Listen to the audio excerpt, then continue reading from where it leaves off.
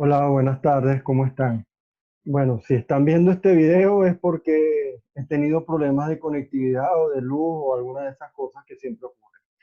Pero no queríamos dejar perder la oportunidad. Entonces obtuvimos este plan que creo que era el C o el D, de grabar el webinar y compartirlo con ustedes. Entonces, bueno, vamos a dar inicio. Quiero comenzar agradeciéndole a la Cámara del Envase la oportunidad de seguir formando, de seguir nutriendo a todas las personas que están relacionadas al área de empaque.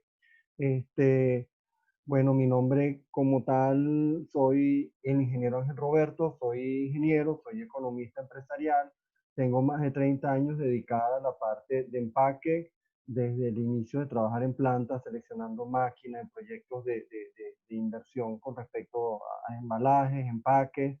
Luego tengo trayectoria también como ingeniero de empaque, la mayoría de mi tiempo ha sido como ingeniero de empaque y eso me permitió tener contacto en distintas áreas que van desde calidad, inocuidad, formación, desarrollo de empaque, desarrollo de materiales, etcétera. Así que tengo una visión bastante amplia que es un poco el objetivo de este webinar, pues compartir esa visión amplia, por eso el nombre de una visión holística. Y a lo largo del mismo, pues les voy a compartir algunos tips o algunos consejos en base a mi experiencia. Actualmente me dedico a mi empresa, Impact, Ingeniería Empaque.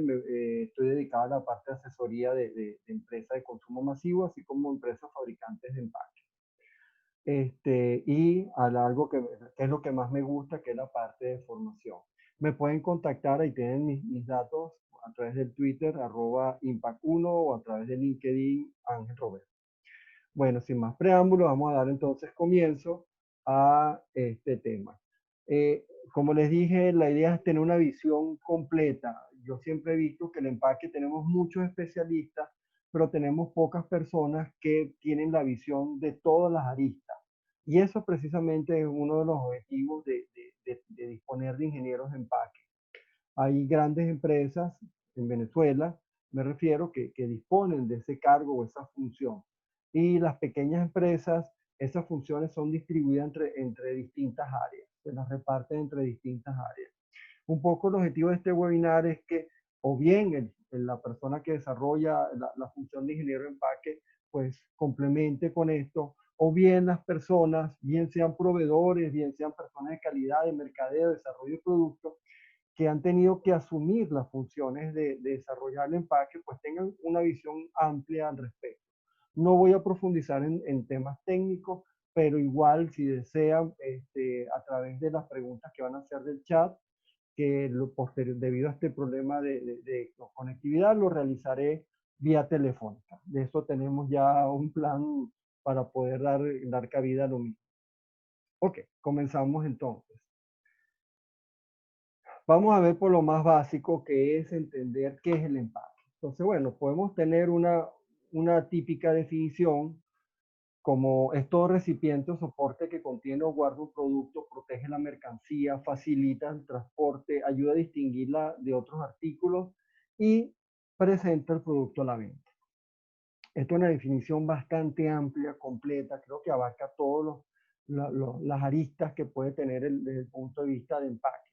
Pero evidentemente, como buena definición, es algo que requiere de memorizar, etcétera. Yo les voy a dar algo que sea más fácil de recordar, que les quede más presente. El empaque no es más que el vestido del producto. Y tomando como vestido, hago la analogía con las personas. Las personas nos vestimos de acuerdo a la ocasión, de acuerdo al momento. Podemos tener vestidos premium, haciendo la analogía a nivel de mercadeo con empaques premium. Podemos tener vestidos premium, podemos, debido a una ocasión, tener un vestido casual o simplemente un vestido playero si estamos en la playa. El empaque es igual. El empaque puede transmitir esa imagen también. Puede transmitir una imagen premium, puede transmitir una imagen casual o puede transmitir inclusive una imagen de consumo puntual o consumo en una playa o consumo en el campo. El vestido puede transmitir esa imagen que se requiere del producto.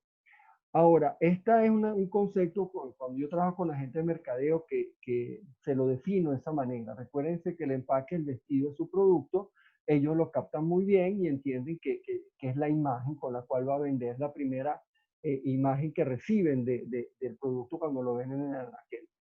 Pero es que esto no se limita a eso. Y nuevamente el tomar la analogía con el vestido del producto, hoy en día reafirma ese concepto, porque hoy en día el vestido, los trajes, las vestimentas no se limitan a algo estético. Hoy en día tenemos aspectos funcionales ya sobre la vestimenta. Hay varios ejemplos, hay vestimentas que son específicas para la pesca, en el sentido que tienen protección a los rayos ultravioleta. Se están desarrollando ropas que nos van a medir nuestra temperatura, presión arterial, toda una cantidad de elementos que están en desarrollo. Y tomo como ejemplo que es un traje de natación que tuvo su boom, si no me equivoco, creo que fue por ahí en los años 2008. Este, ¿Cuál era la funcionalidad de este traje de natación? Pues imitaba la piel del tiburón. Al imitar la piel del tiburón, bajo las pruebas se logró ver que reducía la fricción en un 8%. Y en la primera Olimpiada que se permitió el uso de este traje, fue un sinnúmero de récords olímpicos que se batieron, tanto así que el 80% de las medallas que se habían obtenido, esas personas habían utilizado este traje. Entonces, ¿qué les quiero decir? Que sí, el concepto de que el vestido del producto hoy en día, como incluye elementos funcionales, sigue siendo para mí el mejor ejemplo para definir qué es el empaque. Hay muchas otras, que si el vendedor silencioso, etcétera, pero yo cada vez siento más que tomar esta analogía simplifica y le da sentido y concepto de relación en el empaque. Muy bien, aquí tenemos la primera reflexión, como les dije que yo iba a estar compartiendo con ustedes. Para el consumidor, el empaque es parte del producto. A pesar de que nosotros que trabajamos en el desarrollo, puede ser que lo tengamos separado. Hay personas que se dedican al producto y personas que se dedican al empaque. Pero al final, al nivel del consumidor, es lo mismo.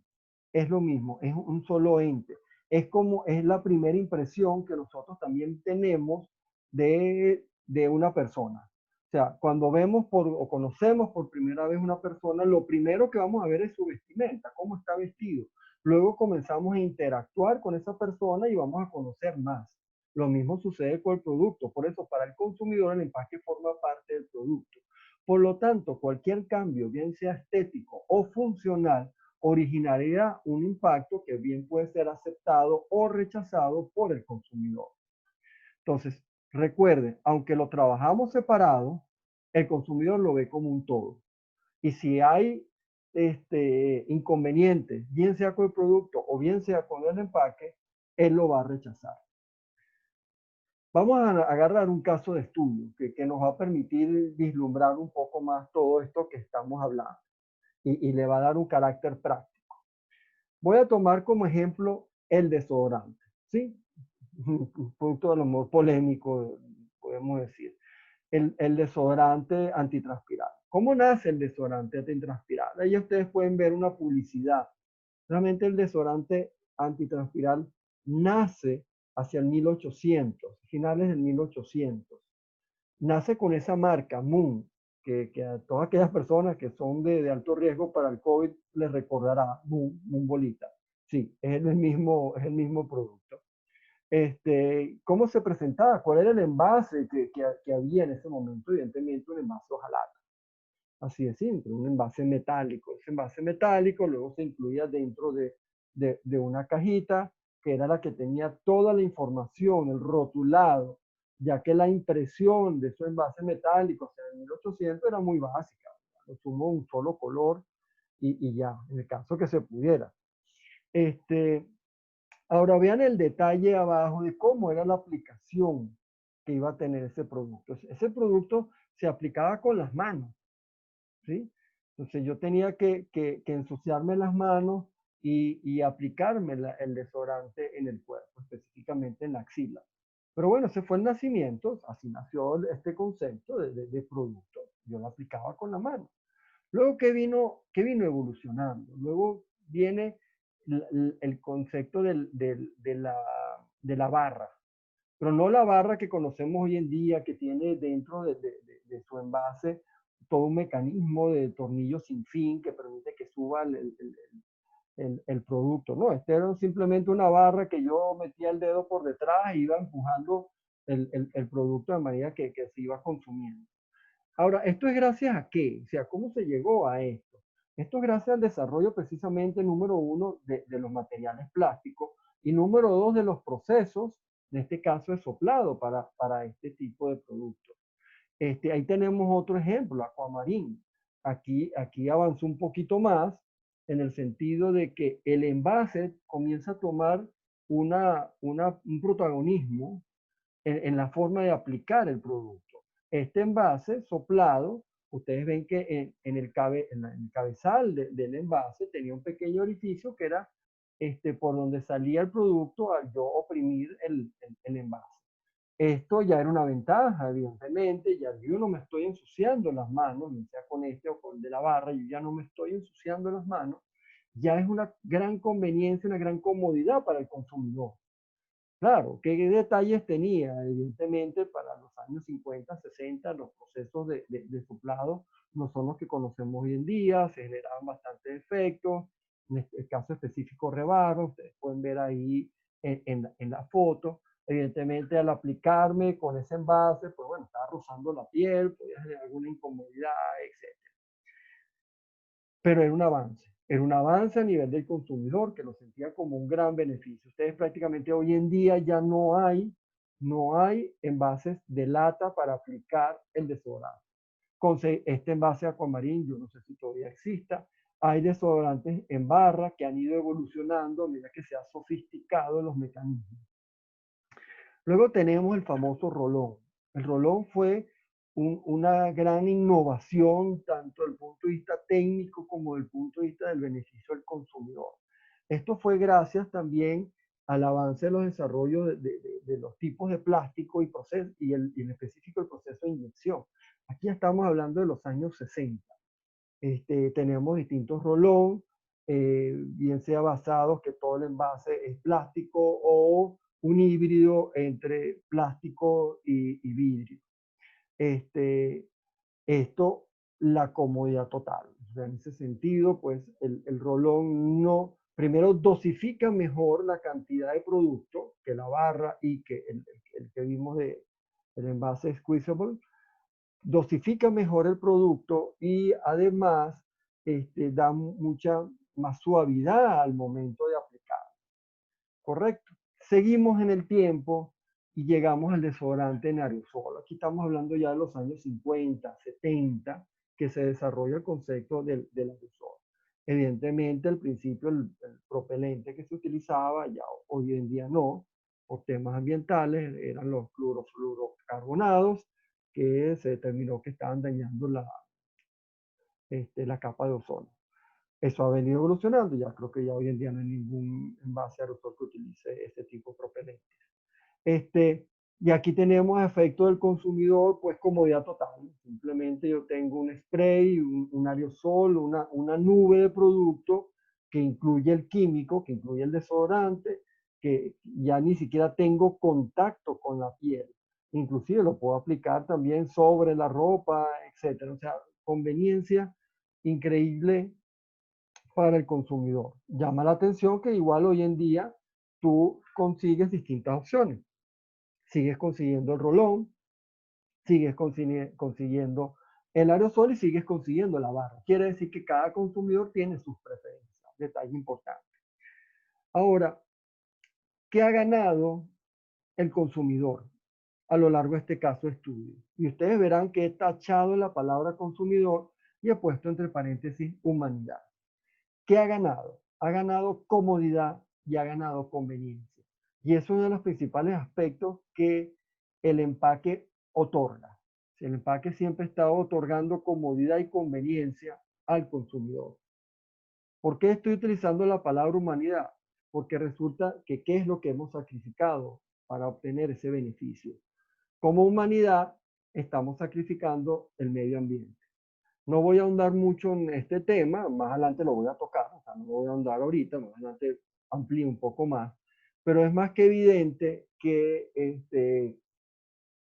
se ve que en los basureros más del 50%, digo 60, 70%, hay cifras más específicas, de la basura que se consigue son envases.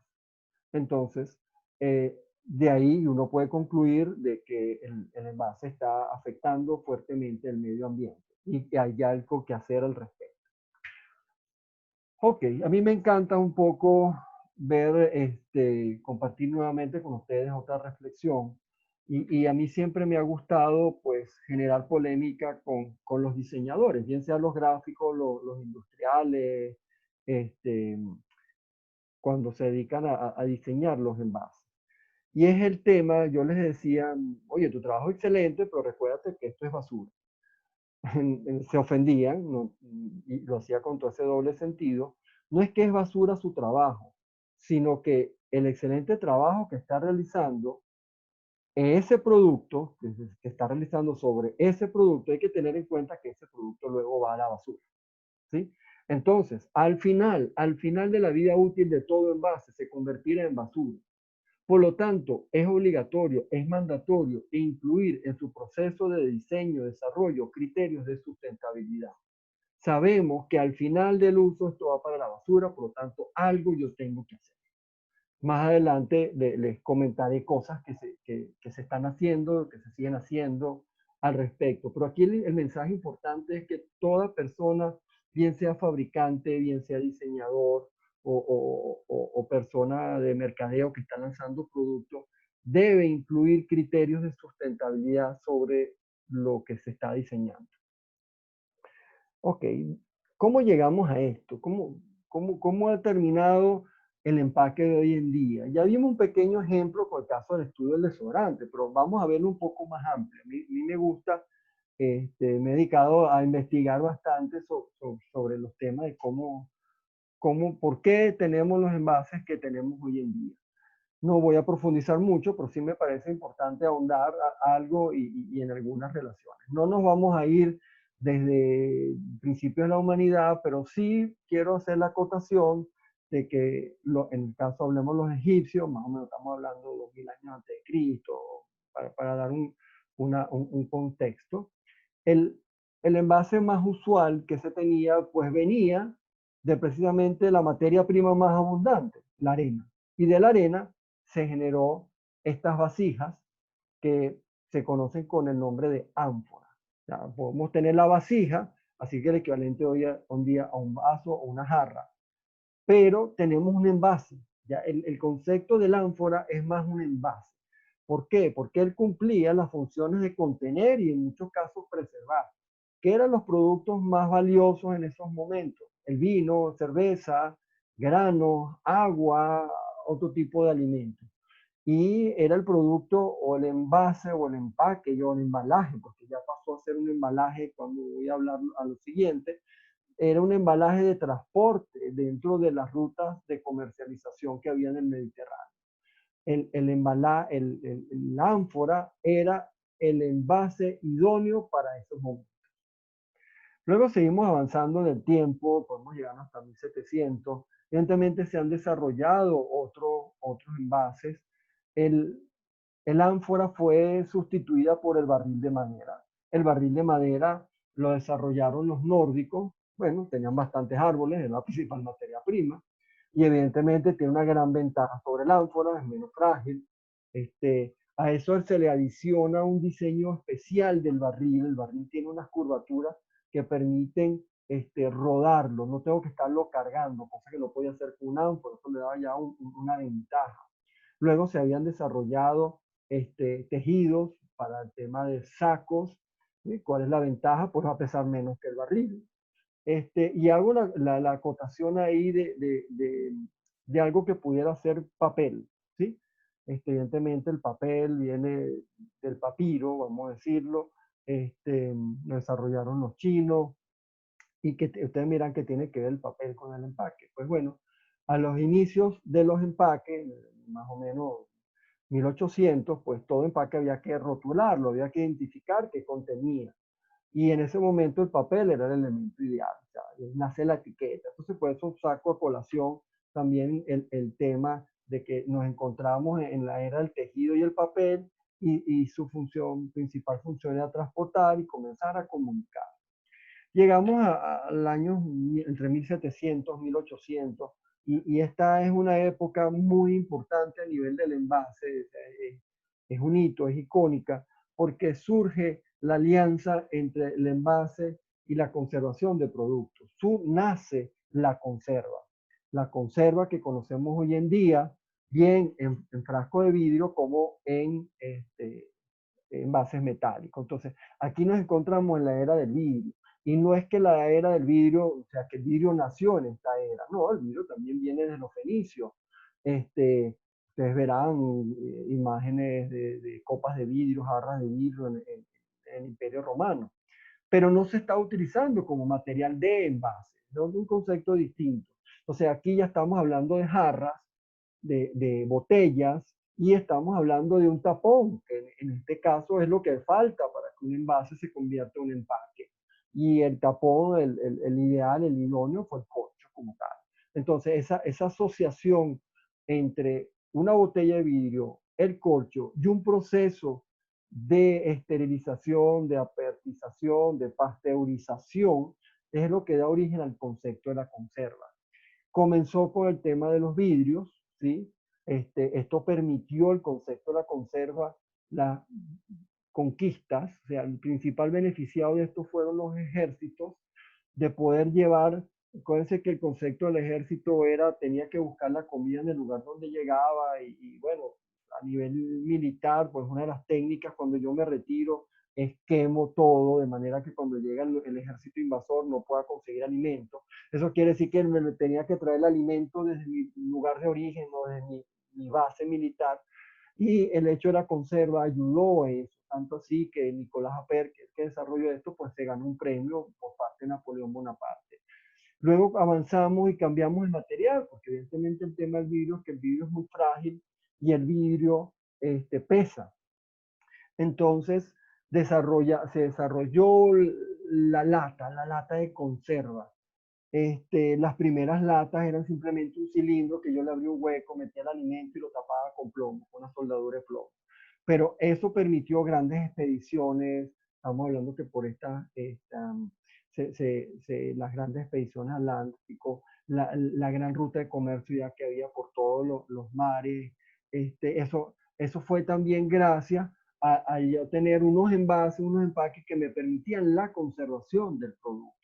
Seguimos avanzando en el tiempo y bueno, vamos a llegar ya a nuestra era, para no entrar en tanto detalle. Nuestra era ya no es la era del vidrio ni de metales, sino ¿sabes? Es más que obvio que nosotros estamos en la era de los plásticos. ¿Sí?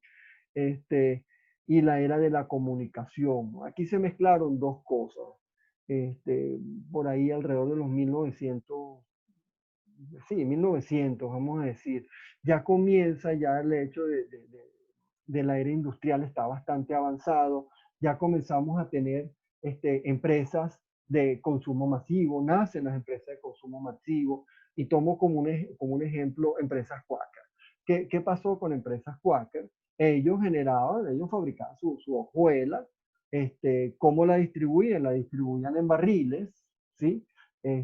¿Cómo era el proceso de comercialización? Pues bueno, yo llevaba un barril a una tienda, una bodega, recordarán las películas, una tienda de abarrotes, como se le decía en estas películas de vaqueros.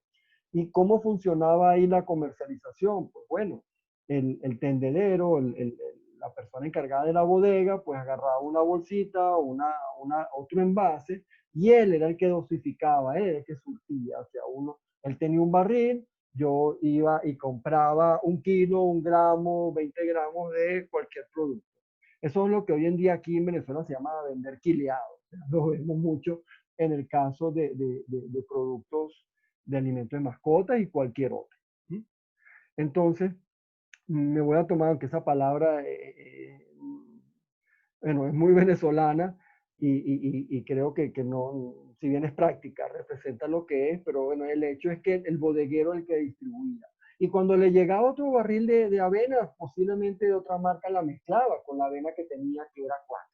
¿Qué sucedía? La empresa Quaker se estaba siendo afectada porque mezclaban su producto con productos de menor calidad. Y ahí comienza a surgir el concepto de la marca.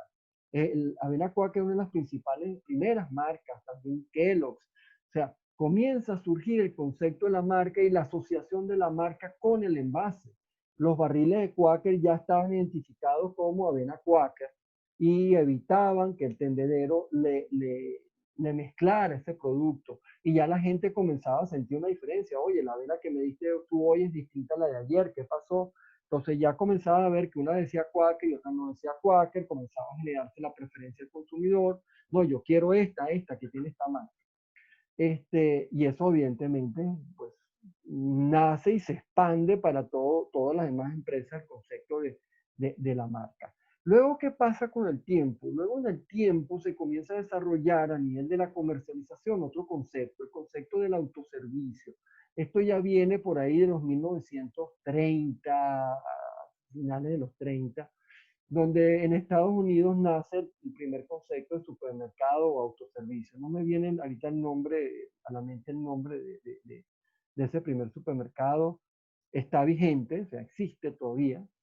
Y ellos generan este concepto de comenzar a vender ya productos preempacados. Y las empresas, Quaker, Kellogg's, etcétera, se suman a esa idea porque ellos se dan cuenta que vender producto en barriles pues originaba que si no se consumía todo, el producto se degradaba, no rendía, se contaminaba. Entonces comienzan a surgir los embalajes y los envases para el consumo individual. Entonces de aquí comenzamos una nueva etapa, comienza a moverse el concepto de autoservicio, donde ya el empaque no es un barril, no es un tonel, no es un saco, sino que estamos hablando de empaques individuales para llevar a la casa. Estamos hablando de 400 gramos, 500 gramos, dependiendo del tipo de producto. Surgen, crecen el concepto de supermercado y por ende las empresas del ramo de fabricantes de envases se adaptaron a esta situación, comenzaron a hacer envases de menor tamaño y hubo este crecimiento. Ahora, este crecimiento nuevamente es un crecimiento exponencial. Ya a lo mejor pasé de fabricar un barril o un saco y estoy generando ahorita 500.000 botellas o 500.000 envases de hojalata pequeños con sus estuches, etcétera. Entonces se genera nuevamente, al aumentarse la fabricación de productos de envases, pues aumenta la basura. Así de simple. Esto comienza a originar los temas medioambientales que comenzaron a partir de finales del siglo XX. Comienzan estos temas medioambientales. Todavía siguen presentes. ¿Qué vemos en tendencias para poder seguir hablando hacia futuro? Bueno, hay unos temas aquí. Yo retomo el tema de la nanotecnología asociada a los empaques. Esto va a ser una tendencia, esto lo vamos a ver. ¿Qué va a originar esto? Que yo voy a tener más empaques tailor-made design, o sea, más específico a cada una de las necesidades. Yo voy a poder generar barreras específicas de acuerdo al producto. No es como hoy en día que tengo que ir, si hablamos de una película plástica, tengo que ir a un catálogo de los grandes fabricantes de películas y empezar a seleccionar alguna que más o menos cuadre con mis requerimientos de barreras, por ejemplo. Ya vamos entonces a tener películas mucho más específicas que me van a dar mayor barrera, mayor protección. Si están más interesados en temas de historia, los invito de cómo ha evolucionado esto, les invito a un blog personal, se llama Historias de Empaque, lo pueden buscar en Google, donde, bueno, abordo todo un poco de cómo hemos llegado a los empaques que hoy en día tenemos. ¿Qué vemos esto en la era de los plásticos? Entonces, yo tengo un envase que hoy en día está moldeado por dos entes. El primero es mercadeo y el segundo, que va de la mano con mercadeo, es diseño. ¿Sí? Ustedes verán ahí, yo tengo una simple, ¿cuál es el producto? El producto es agua, simplemente es agua, pero por efectos marketing es un agua orientada al segmento de los niños. ¿Sí? ¿Qué beneficios adicionales tenga o qué diferencia pueda tener esa con agua de adulto. Bueno, desconozco el producto, no lo sé. No sé si esto simplemente es un medio de segmentación marketing, que la única diferencia es que a lo mejor tiene unos muñequitos, está diseñado para otro tipo de público, a lo mejor es un contenido de menor, ya no es un litro, medio litro, sino a lo mejor 300 mililitros de producto, a lo mejor tiene una botella dispensadora que se adapta más a los niños que los adultos, pero es el hecho, fíjense cómo nos hemos logrado ir segmentando y eso es algo que cada vez Mercadeo va a ir haciendo más, va a buscar de ir a abordar segmentos. El consumidor va a decir, oye, pero si esta agua es especial para los niños, bueno, prefiero dársela antes de darle la de los adultos. Y a lo mejor el niño queda encantado con el diseño gráfico, con la imagen, con los colores y bueno, es un mercado. Entonces, eso nos moldea hoy en día los conceptos de los envases, el desarrollo de los envases. Y aparte de estos dos elementos que nos moldean, tenemos un elemento que nos presiona, que nuevamente es el medio ambiente. ¿Sí?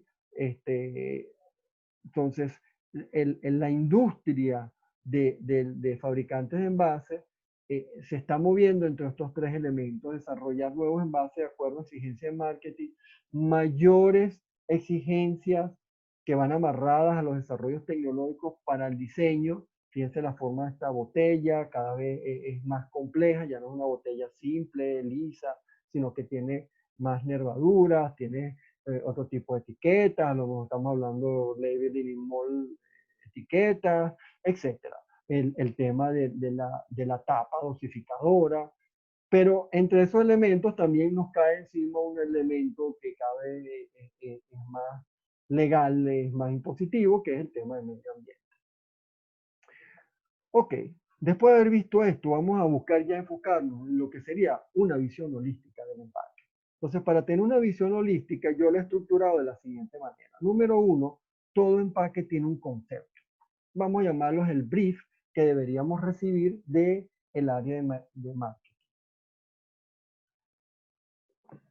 ¿Qué tenemos acá? En primer lugar, tenemos al consumidor. ¿Quién es el consumidor? ¿Y por qué es importante el consumidor? El consumidor es el que va a evaluar la funcionalidad, la protección, si el tamaño es el correcto, la ocasión de uso, si la marca es la que él busca y también el precio. Entonces, evidentemente, el consumidor ocupa una parte muy, muy importante sobre las definiciones del concepto. ¿Y esto cómo obtiene la información marketing? Bueno, a través de su estudio de mercado, su focus group, encuestas, tendencias que pueden estar ocurriendo en las redes, de ahí Mercadeo constantemente está en tratar de actualizarse de qué es lo que busca el consumidor.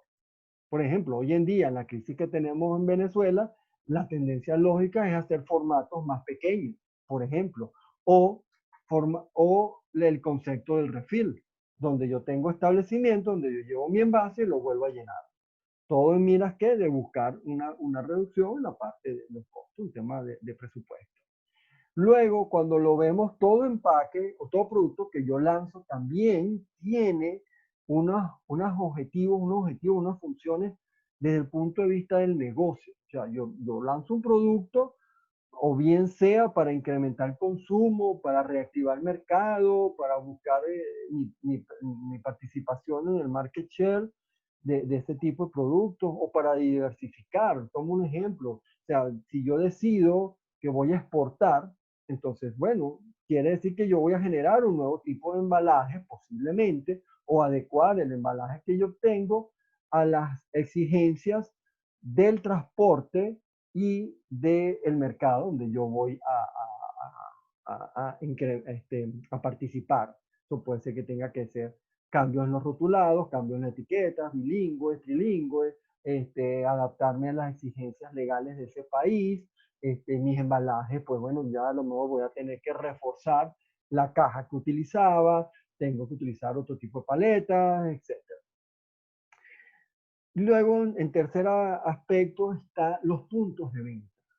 Los puntos de venta, si bien la tendencia puede ser que cambie, ya que hay muchas personas, o sea, que se compra online, o sea, que ni siquiera tienes que ir al supermercado, Bueno, vamos a seguir todavía con el concepto del supermercado. O sea, ¿qué es un supermercado? Un supermercado simplemente es, veámoslo así, es un galpón que tiene unos anaqueles y que me los alquilan a mí como fabricante de un producto, como empresa de consumo masivo, a mí me alquilan un espacio de ese anaquel.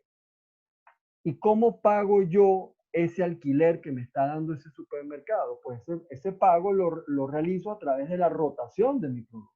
Cada vez que mi producto es vendido, el comerciante del supermercado cobra un porcentaje y de esa manera estoy pagando el alquiler. Pero véanlo así, es un alquiler. Entonces, desde el punto de vista del supermercado, ¿qué va a buscar él? Que ese alquiler sea optimizado. Si mi producto no rota, se lo voy a ofrecer a otro. Este, si entonces yo tengo que buscar una diferencia en ese naquel, ver que se diferencia de otros productos, tengo que también generar compras instantáneas. Debo también de tenerle beneficios al mismo consumidor. ¿Sí? Entonces, basados en eso, estos son los tres elementos que me están definiendo a mí el brief, el concepto del empaque. Me van a decir qué quiere el consumidor, qué quiero yo como comerciante y qué quiere el supermercado. Luego, en base a eso, pues voy a comenzar mi desarrollo. Mi desarrollo lo voy a hacer en dos áreas principales. Va a haber un desarrollo estructural y va a haber un desarrollo gráfico. ¿Qué aspectos abarcan cada uno de ellos? En el desarrollo estructural, yo lo que estoy buscando es cubrir todos los aspectos técnicos, los aspectos de producción, maquinalidad, eficiencia de línea, las inversiones, costos, barreras que yo requiero para que mi producto llegue al consumidor en las mismas condiciones en que ha salido. Luego tenemos la cadena de abastecimiento. Yo tengo que abarcar tanto la parte de aguas arriba y aguas abajo, mis proveedores, mis camiones, mis almacenes, o si yo tengo una alianza de distribución, cuáles son sus exigencias. Y debo incluir en estos aspectos también a elementos de la economía circular. Como ya les dije, tenemos que incluir criterios de sustentabilidad. En el desarrollo de la marca, en desarrollo gráfico, perdón, ya hablamos, la marca es lo principal, ya vimos la evolución y por qué nace el concepto de la marca. Por lo tanto, yo debo construir marca también a través de mi envase. Mi envase debe tener una personalidad, tener unos atributos, unos valores y un posicionamiento que van alineados a la definición que yo estoy haciendo de la marca. Luego la parte de los medios, el envase es otro medio publicitario que yo utilizo. Aparte de vallas, redes sociales, televisión, radio, el envase es un medio de comunicación. Y por lo tanto, en ese medio de comunicación yo también debo colocar todas esas características que yo esté representando en la publicidad. Las tendencias hoy en día es que las publicidades apuntan hacia el hemisferio derecho del cerebro, que es la parte de la emotividad, la parte sentimental. Por eso ustedes ven que hoy en día productos de tanto nivel tecnológico, a lo mejor como un teléfono, ya no dicen cuáles son los cuántos megapíxeles la cámara, qué tipo de procesador, no, simplemente te dicen todo lo que tú puedes hacer con ese teléfono, todos los gratos momentos que tú puedes tener con ese producto. Lo mismo ocurre en la industria de consumo masivo. Aquí tenemos otra reflexión. Normalmente, ¿qué sucedía en los años 50, los años 60? Se reunían tres personas y tomaban todas las decisiones del envase. Hoy en día ya es un proceso. Eso no es así tan lineal. Hoy en día es un proceso. Se requiere de equipos multidisciplinarios y multifuncionales que deben estar presentes todas las áreas que corresponden a la parte del desarrollo de empaque. Estamos hablando de consumidores, la opinión de ellos, por supuesto, desarrollo de productos y del empaque, cadena de abastecimiento, mercadeo, ingeniería, porque posiblemente esto implica cambios o nuevas maquinarias a nivel de la planta, la cadena de comercialización, la agencia, la publicidad, los aspectos legales y bueno, pongo puntos suspensivos porque realmente, por ejemplo, aquí faltarían las personas de costo, o sea, toda una cantidad de elementos que están relacionados con el empaque deben estar dentro de estos equipos multidisciplinarios y multifuncionales para el desarrollo del producto y el empaque. Entramos a una parte que ya ir como buscando de afinar los conceptos cuando yo tengo que hacer un desarrollo y debo considerar una visión holística. ¿Qué quiere decir eso? Que yo debo considerar todos estos principios o todas estas áreas que estoy enumerando acá. Tiene que haber una función logística, una función de protección, una función comercial, una función ambiental y una económica. Vamos a ahondar un poco más en cada una de ellas. La función logística es clara. Si un envase no contiene, no es un envase, así es simple. Su función es contener. Pero detrás de la palabra contener siempre nos surge la pregunta ¿cuánto? ¿Cuánto debe contener? Y ahí hablamos de formato, porque nuevamente, dependiendo del tipo de formato, yo voy a tener un momento de uso. Por ejemplo, yo puedo ser un fabricante de salsa de tomate y puedo suministrarle a los sitios de comida rápida o a una empresa, pues yo le puedo suministrar mi producto salsa de tomate en envase de 5 kilos, pero a la vez mi mismo producto para un sitio de comida rápida se lo tengo que entregar en pequeñitos sachets de 5 gramos para que el consumidor lo aplique a la hamburguesa, a las papas, etc.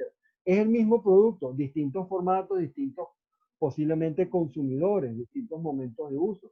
Y después tendremos el formato que todos conocemos como consumidor individual, la botella de salsa de tomate de 300, 400 gramos, etc.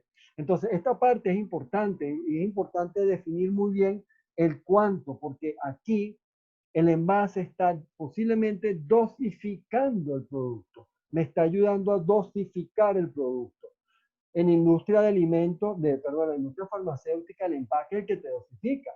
Yo compro un blister donde tiene tantas pastillitas de una composición y de una composición, porcentaje de activos principal, y eso me dice que me lo voy a tomar una pastita cada 8 horas. Entonces, el empaque me está dosificando. Eso es una manera de tenerlo. Yo puedo tener también dentro de un envase de vidrio o un jarabe que viene con una cucharita o que viene con una tapa dosificadora. Nuevamente aquí el envase cumple esos aspectos. Luego transportar, no voy a hablar nada de esto. Evidentemente el objetivo es bien sea, el embalaje me debe permitir transportar mi producto, bien sea unos metros o de un continente a otro. Seguimos la función logística y identificar. La mayoría, en especial los empaques terciarios, no son transparentes. O sea, yo no sé qué contiene esa caja. Por lo tanto, yo debo indicar qué tiene, bien sea a través de texto, bien sea a través de códigos, o bien sea de elementos más sofisticados como códigos de barra, códigos QR, código de radiofrecuencia, etcétera. Y no solamente identificar códigos, sino que identificar a través de colores y símbolos si el producto tiene unos riesgos de seguridad biológica, si tiene riesgos de seguridad en el manejo, si es un producto inflamable, informarme a través de cómo puedo reciclar yo este tipo de productos. Seguimos en toda la función logística y ahora vemos la función de información. La función de información tiene que informar de los cuidados, cuáles son los cuidados que yo debo tener en la manipulación de ese producto. Esto básicamente estoy hablando de los empaques terciarios, pero también en los empaques primarios me puede decir la forma de dispensar o qué hacer con ese producto una vez que ha terminado su uso, cómo se dispensa a nivel de reciclaje. Me puede informar también sobre lotes y vencimiento. El empaque te va a decir cuál es su fecha de vencimiento, cuándo se produjo. Esto permite hacer las trazabilidades en caso de que se tenga que hacer una recolección. Y adicionalmente eso también me va a informar sobre los modos de uso. El envase, específicamente el primario, el que le llega al consumidor, le va a decir cuál es el modo de preparación o cómo consumir este producto, así como otras sugerencias. Entramos en la función de protección, función protectora, evidentemente, es conservar, ya lo vimos bajo el nacimiento del concepto de la conserva, que el objetivo era aumentarle la vida útil del producto. Y aumentar la vida útil del producto quiere decir preservar las cualidades del producto, que al consumidor le llegue el producto con las mismas cualidades que sale en la fábrica. Si hablamos de un alimento, posiblemente estamos hablando de sus cualidades organolépticas, olor, sabor, crocancia, etcétera. Y para yo lograr eso necesito generar barreras contra el medio ambiente. El medio ambiente es el que me va a modificar esas condiciones, me va a ir deteriorando esas condiciones y yo debo generar barreras de manera de lograr preservar lo más que pueda las cualidades de este producto. También no solamente hablamos de preservar, y ahí estamos hablando principalmente del empaque primario, yo también debo proteger contra los manejos. Realmente cuando hablamos del empaque, el ingeniero de empaque no habla de un empaque, sino que habla de un sistema de empaque, donde yo tengo un empaque primario, un empaque secundario, un empaque terciario, puede ser que tenga un empaque cuaternario. Eso va en función de qué cantidad de barreras o funciones tú requieres dar. O puede ser simplemente que yo nada más tengo un empaque para todo. Una bolsa de alimentos para mascotas, por ejemplo, el empaque hace todo, el primario, el secundario y el de transporte. Pero entonces, yo dentro del concepto de proteger, debo protegerlo contra los daños mecánicos. Aquí usualmente estamos hablando del empaque terciario y el más usual es la caja. Entonces yo debo conocer cuál es la resistencia que me va a ofrecer mi caja. Y yo debo proteger ahorita contra el mismo ser humano. Debo protegerlo contra violaciones, contra alteraciones que se quieran hacer. Básicamente aquí lo que se hace es dejar una evidencia de que el empaque haya sido violado. Por eso ustedes ven todas estas mangas de seguridad y te dicen que si este producto no tiene precinto, no lo consumas, no lo abras. Si ves que el empaque tiene señales de que haber sido abierto, no lo consumas, etc. Es una parte importante que debe considerar todo diseñador o ingeniero de empaque, debe considerar la protección contra el mismo ser humano. Luego tenemos el tema de la identificación de la marca o la parte comercial. Ya hablamos de la relación que existe entre la marca y el envase. Y lo vemos en cualquier anaquel. Lo primero que se debe ver en cualquier envase, especialmente si va a un anaquel, es la marca. La marca es lo que más espacio debe ocupar. Por lo general, el panel frontal es exclusivo de la marca. La marca y algunos temas legales que nos exigen como contenido, descripción del producto, normas de rotulado. Pero principalmente el panel primario es la marca. Y la marca, y aquí entra un tema importante. En los supermercados, cuando nosotros vamos a un supermercado, nosotros no leemos como tal. Yo no leo esa marca, en este caso, tomo el ejemplo Oreo, yo no leo esa marca. Yo lo que tengo es grabado esa imagen con sus colores, con su tipografía, con su figura, esas dos círculos que están en el extremo de la palabra, ese círculo que está en la parte inferior derecha, es lo que me está asociando a mí eso más el color. Es más, lo principal es el color. Y todos los impresores saben lo delicado que hay que tomar en cuenta en temas de variación de tonos. Entonces, el color es lo más importante que debe velarse en la impresión del empaque, porque ese tono es el que nos está asociando. Recuerden que yo no leo, o sea, yo solo tengo como una imagen y el color es lo más relevante. Y ese color inclusive se tiene que ver para diferenciar. Aquí vemos la misma imagen, distintos colores, me dirán, pero este es el tradicional, el azul es el tradicional. A lo mejor estos dos colores que están aquí son sabores distintos, son variaciones. Yo juego con el color para variación, pero vean que estoy manteniendo el logo en todo aspecto. Aún colocando mi empaque de costado, y es importante, todos los diseñadores gráficos, considerar que el empaque no se va a exhibir como ellos piensan. Entonces, en el caso de que se exhibiera de esta manera, debe aparecer el logo, debe aparecer el logo. Aquí vemos, yo aquí en este caso, fíjense la asociación de imágenes, el círculo negro, el color azul, la marca. Así está escrito en otros idiomas. Hay una asociación, claro, aquí yo no puedo saber si este realmente es el producto original o es una copia.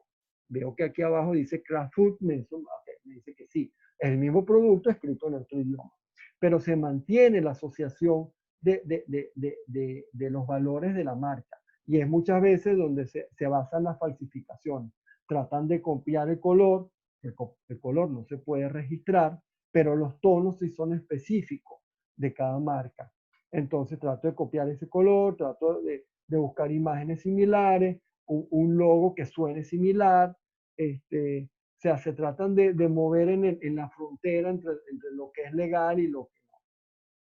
Entonces hay que tener cuidado en ese sentido, por eso el tema de variación de colores es un tema importante a nivel de los empaques. Dentro de la función comercial de venta, seguimos con otro aspecto que es importante y es el punto de la atracción del punto de venta, lo que es el merchandising. Posiblemente de aquí a 20 años esto cambie, ya que el merchandising es en el supermercado y a lo mejor ya la gente no va a comprar al supermercado, va a haber un delivery, a lo mejor viene un dron y te lleva el producto a tu casa. Pero en este momento me sigo basando en esto, del concepto del anaquel, del sitio donde muchas veces es una vivencia agradable ir a un supermercado. Tal vez no en Venezuela, pero a lo mejor en otros sitios sí, sigue siendo una vivencia agradable ir a un supermercado que yo pueda escoger, que pueda ver los distintos productos, tocarlos, verlos, palparlos. Es todavía una experiencia que aunque tenga delivery, las personas lo pueden seguir usando. Y si esto se continúa en el tiempo, o sea, a pesar de que esto ya es un concepto que tenga más de 100 años y que pueda hacer que desaparezca en los próximos 20 o 30, es importante seguir diseñando para este tipo de vía de venta. ¿Y qué tengo que considerar? El anaquel es caótico. Yo debo lograr que en ese anaquel mi producto destaque, mi producto se vea, que no se confunda con otros. Por eso es importante el juego de colores. Yo tengo que hacer una investigación previa de cuáles son los colores que utilizan la competencia y cómo logro diferenciarme yo en estos anaqueles. Seguimos, evidentemente, ya lo hablamos, el concepto del brief. Yo debo conocer las preferencias del consumidor, bien sea en forma. Hay discusiones a nivel de los consumidores si prefieren envases de vidrio o de plástico. Bien sea, claro, el vidrio se defiende diciendo los temas de inocuidad, que es 100% cierto. El vidrio, el plástico, por su parte, ataca diciendo que es un empaque mucho más económico, pero luego tiene el tema ambiental. Entonces, bueno, siempre está en eso y el consumidor puede, en base a todo eso que escucha, tener ciertas preferencias. Luego, igualmente, en las maneras, las presentaciones, hay preferencias. Por ejemplo, en el caso de Europa, no, se, no gustan, no atraen los empaques brillantes. Ellos tienen una tendencia a empaques opacos. Esto es porque si el empaque es brillante, es más falso, es más plástico y lo rechazan. Bajo la cultura latina, el empaque brillante es algo así como oro, vale más, me llama más la atención. Entonces, esto es el mundo de marketing, de conocer estas preferencias que deben ser aplicadas o transportadas al diseño del empaque. Caemos en la función ambiental. Aquí hablamos de dos palabras, sustentabilidad y luego economía circular. A grosso modo, ¿qué quiere decir una y qué quiere decir la otra? Lo trato de explicar de una manera muy sencilla, no sea tan sencilla que sea que, que sea muy limitada. Pero, por ejemplo, sustentabilidad, el concepto es que yo no me consuma hoy los recursos de la futura generación. Básicamente es eso. Y en base a eso surge la necesidad de reusar, reducir y reciclar. La economía circular va más allá. La economía circular me está diciendo, si la sustentabilidad me dice no te consumas el futuro, la economía circular me está diciendo, mira, no consumas más, utiliza el que ya utilizaste, el recurso que ya utilizaste. O sea, ya no es ni siquiera que me permitas consumir los recursos de hoy, no, me estás diciendo que debo consumir los recursos que en el pasado ya consumí. Esto es más fuerte todavía, es más exigente. Por ejemplo, quiere decir que si hoy yo, fabricante de botellas de PET, hice una botella de agua, la saco al mercado, yo debo estar en la obligación de recuperar esa botella de agua, de buscar de molerla, reciclarla y volver a generar otra botella de agua. Eso es lo que se está hablando básicamente, la presión que se tiene a nivel de los conceptos de economía circular en los envases. Evidentemente, esto detrás de esto suena bonito, suena sencillo, pero hay muchísimas complicaciones al respecto. Luego entonces, siguiendo con esto, en el concepto de sustentabilidad está la reducción en la fuente. Algo muy sencillo, cuanto más gramos yo utilice en mi envase, más gramos estoy tirando a la basura. Entonces, en base a eso, se han aplicado grandes programas de reducción en la fuente. Eso quiere decir que yo genere el mismo envase que tenía antes, pero logro obtener sus funciones de desempeño, pero con menor cantidad de material. Entonces, aquí han habido grandes progresos a nivel de reducción de consumo de los recursos. Tengo botellas más ligeras, en vidrio, en plástico, cajas corrugadas, se han hecho análisis con respecto a las resistencias, se ha evitado el sobrediseño, múltiples empaques. Entonces, esto se ha avanzado bastante desde finales del siglo pasado, o sea, ya desde el 1980 hacia acá, todas las empresas se han sumado a esto, básicamente porque todo ahorro toda reducción en la fuente no solamente genero menos desechos, menos toneladas de desechos, sino que también estoy comprando menos toneladas de materia prima, por lo tanto tengo un beneficio económico. Yo creo que esto ya está agotado, o sea, yo creo que ya se llegó al máximo, por lo menos en todas las empresas serias, las empresas grandes, ellos ya han llegado al límite, o sea, ya no se puede seguir a menos que se sigan desarrollando tecnologías. Pero básicamente esto está como, en mi punto de vista personal, ya es poco lo que se le puede extraer a esto. ¿En dónde estamos ahorita? El tema de reciclaje. El reciclaje se viene hablando de hace muchos años, es un tema complejo y se lo resumo en tres partes. O sea, aquí hay tres elementos que son los que van a permitir que el reciclaje sea efectivo. En primer lugar, la concientización del consumidor y de los estados. Esto se ha avanzado bastante. Se ha avanzado bastante, específicamente en países europeos, en Estados Unidos. O sea, en esto hay ya bastante conciencia a nivel del consumidor, de que sabe que yo debo separar los materiales para facilitar los procesos de reciclaje. ¿Qué sucede con esto? Que tiene que haber la colaboración del Estado también, de lograr concluir ese proceso, porque nada hace que el consumidor coloque el papel en la cesta de papel, el metal en la cesta de metal, el plástico en su respectiva, y después viene el Estado y recoge todo eso, lo mete en un solo camión y se lo lleva y va a un desecho sanitario. Entonces, bueno, tiene que haber la conciencia y la alineación entre los dos. Luego viene el otro tema. Hay un tema económico acá. Hay una parte de conciencia que está bastante avanzada, hay un tema económico que es el que se le está buscando dar la vuelta.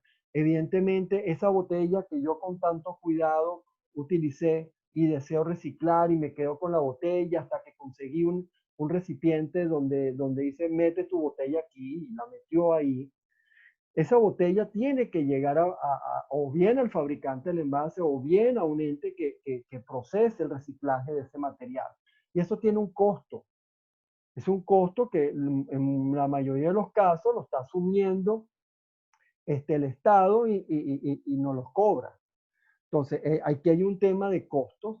Este, ¿Cuánto estamos hablando? Pues bueno, es el costo inverso de la distribución del producto. O sea, si a mí llevar mi producto, una botellita de agua, desde mi planta hasta el consumidor final, tiene un costo equivalente al 10, al 15% del costo del producto, pues ese mismo costo equivalente es inverso para que regrese. Así de simple. Entonces, ¿quién está asumiendo esos costos? Bueno, uno de los temas, en el caso de los países europeos donde funciona, esto se lo cobra cada consumidor. Y eso presiona a cada consumidor a ser más objetivo en este sentido. Yo he visto en supermercados, por ejemplo, una caja de cereales, donde, ok, compro la caja de cereales, pero después de pagar la caja de cereales, yo abro la caja, le dejo la caja al supermercado y me llevo solo una bolsita. ¿Por qué? Porque me estoy llevando menos basura a mi casa. por lo tanto voy a tener que pagar menos, porque recuérdense que en Europa yo tengo que comprar bolsas específicas para hacer los desechos, por lo tanto, cuanto menos desechos me lleve yo a mi casa, menos desechos genero y menos impacto de costo yo tengo. Y por último, un tema técnico. Un tema técnico quiere decir que me permita, o sea, pongamos que ya resolví lo otro, tengo conciencia, tengo un sistema de recuperación y costos que funcionan, yo tengo un tema técnico. Ay, aquí me recuerda, voy a hacer un paréntesis, están las máquinas estas que reciben botellas, ¿sí? Donde el consumidor deposita directamente en la botella. Esas máquinas me dan un ticket que yo canjeo el valor del ticket en el supermercado. Y tiene una gran particularidad porque yo estoy recibiendo un contacto directo, se beneficia el consumidor, no hay un pago de impuestos. Entonces es una excelente manera que se tiene para el proceso de recuperación, el proceso de recuperación inverso de los desechos. Entrando nuevamente en la parte técnica, bueno, hay tecnología para reciclar papel, hay tecnología para reciclar metal, hay tecnología para reciclar vidrio, hay tecnología para reciclar plástico. Sí, sí las hay. Las que son más eficientes, evidentemente, son metal, papel, vidrio. O sea, el vidrio es 100% reciclable, el metal también, el papel también. Inclusive, si vamos al concepto de economía circular, quiere decir que ese envase de metal que yo recuperé, lo voy a fundir para volver a hacer un envase de metal igual al que hice antes. Y aquí la tecnología lo permite. El tema está con los plásticos. Los plásticos es complicado, y el boom que han tenido los plásticos a nivel de envase, o sea, casi el 90% de los envases son hoy en día en plástico. Y entonces, claro, eso ha generado la presión a la industria del plástico de cómo poder reciclar. No es fácil separar un polietileno, un polipropileno, un PET. Y luego si hablamos de la economía circular, hay otras complicaciones que yo no, una botella de agua o de refresco que fue a un basurero, yo no la puedo recuperar para volver a hacer una botella de agua o de refresco por un tema de inocuidad. O sea, yo no me limita muchas veces si yo utilizo el reciclaje post consumo para volver a generar un envase de alimento. Las restricciones no me lo permiten. El ejemplo que les acaba de dar de la maquinita puede ayudar, porque si se ve que esa botella vino directamente del consumidor, o sea, yo compré la botella de agua, consumí el agua, el producto, e inmediatamente deposité esa botella en esa máquina, esa es una botella que es perfectamente reciclable. Entonces, esos son los aspectos que están manejándose sobre el tema ambiental. Luego tenemos la reutilización. La reutilización es algo, bueno, que tiene muy poco impacto. Tiene mucho impacto visual en las redes sociales, pero en la práctica no. A nivel de fabricante de empaques, ¿qué tenemos? Los formatos de refill, vamos a decir, de relleno. O sea, yo tengo un envase primario que puede ser un envase rígido, donde un costo es mayor y luego te ofrezco el envase un poco más económico, que es el de refil. Muchas veces lo que sucede aquí es que no, la diferencia de precios no permite, o sea, no hace que el consumidor migre al envase plástico. O sea, eso depende mucho de la conciencia de la persona y del poder adquisitivo. Y luego tenemos las reutilizaciones primarias y secundarias. O sea, yo utilizo una botella de agua, luego yo vuelvo a llenar esa botella de agua, por ejemplo. Hoy en día aquí hay sitios donde hay negocios de refil. O sea, yo compré un detergente, guardo la botella, voy y vuelvo a llenar ese detergente. Y entiendo que sí hay unos beneficios económicos que hacen que la persona se movilice, se tome la molestia de movilizarse, deje esa comodidad, esa conveniencia que siempre está dando el empaque y se movilice al sitio con toda la plena finalidad de tener un ahorro, un beneficio económico. Tenemos las reutilizaciones secundarias, hemos visto muchas aplicaciones secundarias de los envases, de tomar botellas de PET y hacer, yo he visto que hacen boyas marinas, hacen toda una cantidad de avioncitos, etcétera. Si bien son muy buenas ideas, se vuelven virales, pero el impacto es casi nada. Por ejemplo, vamos a tener esta idea que vemos en la foto de colegios que utilizan las latas para colocar los colores, los creyones, muy bien. que puede utilizar 20 latas. ¿Cuánto fabrica? ¿Cuál es la velocidad llenada de una línea de lata? 100 latas por minuto. O sea, el impacto es nada, es nada. O sea, estoy reutilizando apenas, qué sé yo, 20 segundos de mi línea de producción. El impacto realmente son muy buenas ideas, se aplauden, pero realmente el impacto sobre el medio ambiente es muy básico. ¿Qué se ha desarrollado a nivel de tecnología? Tenemos materiales que son más biodegradables o más bioplásticos, o que son, no estoy consumiendo fósiles para generar plásticos, sino que estoy consumiendo productos que vienen de origen orgánico. ¿Cuáles son los dilemas que están aquí? Pues bueno, yo estoy, porque muchos de estos es origen papas, yuca, caña de azúcar. Entonces, ¿qué sucede? Están las discusiones, bueno, o yo fabrico alimentos o yo fabrico envases. Entonces, dada la cantidad de hambrunas que hay en el mundo, pues una discusión totalmente válida. Si no hubiese hambruna, ya esta discusión no tendría mucho sentido. Entramos en la función económica. En la función económica, aquí siempre lo que nos recordamos es, bueno, cuánto costó la botellita, cuánto me cuesta la bolsita, etcétera. Pues esto va más allá. En todo desarrollo hay unos costos iniciales, unos costos que tienen que ver con el desarrollo. Hay departamentos de desarrollo y completos, y esos costos son costos iniciales. Después vamos a tener inversiones iniciales. Esas inversiones iniciales pueden ser maquinarias que yo estoy adquiriendo para generar ese nuevo envase o ese nuevo empaque. Luego tenemos unos costos de almacenamiento. Si hablamos de un empaque rígido, el costo de almacenamiento de la botella vacía es equivalente al costo del producto terminado. Entonces, por eso aquí los empaques flexibles han conseguido una brecha por donde introducirse muy grande, pero son costos iniciales. O sea, si yo voy a una botella a utilizar o definir que voy a utilizar una botella rígida, tengo que considerar el almacenamiento de esa botella rígida. Bien sea que sea en mi propia planta o bien sea en la planta del proveedor. Si en la planta del proveedor posiblemente también me lo vaya a cobrar. Y por último tenemos los costos iniciales que son la publicidad. La publicidad que yo debo generar antes de lanzar el producto inclusive. Son costos, muchos de estos costos son abarcados por el área marketing. No lo vemos, o sea, no es como un costo directo del producto, sino que son costos indirectos o luego los pasan como un costo fijo que hay que amortizar sobre la totalidad del producto.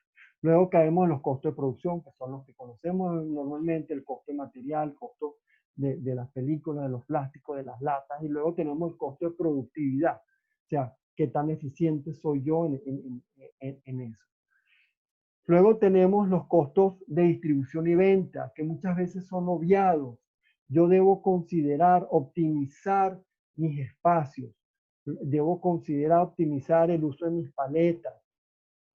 Transportar vacío, transportar aire es muy costoso.